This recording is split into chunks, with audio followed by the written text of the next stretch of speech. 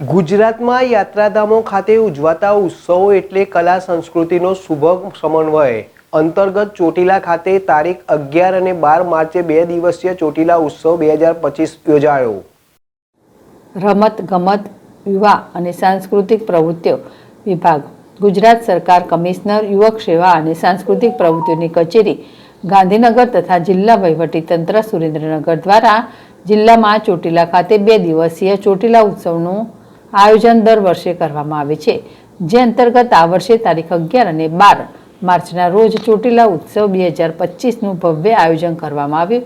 આ કાર્યક્રમમાં Chotila deputy collector Hareshbhai Makwana અને ચોટીલા થાન અને મુરી મામલતદાર સહિત કર્મચારીઓ અને ચોટીલાના નગરજનો ઉપસ્થિત રહ્યા હતા।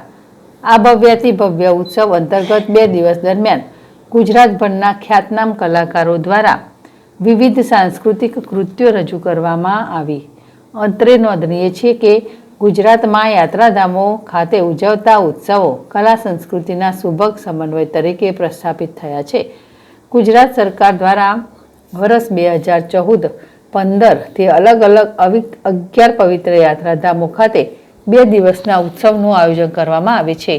સુરેન્દ્રનગર જિલ્લામાં સુપ્રસિદ્ધ યાત્રાધામ ચોટીલા ખાતે ઉજવતા ચોટીલા ઉત્સવ કાર્યક્રમમાં રાજ્યભરના કલાકારો પોતાની કલાની ભવ્યાતિ ભવ્ય સાંસ્કૃતિક કૃતિઓની પ્રસ્તુતિ કરવામાં આવી।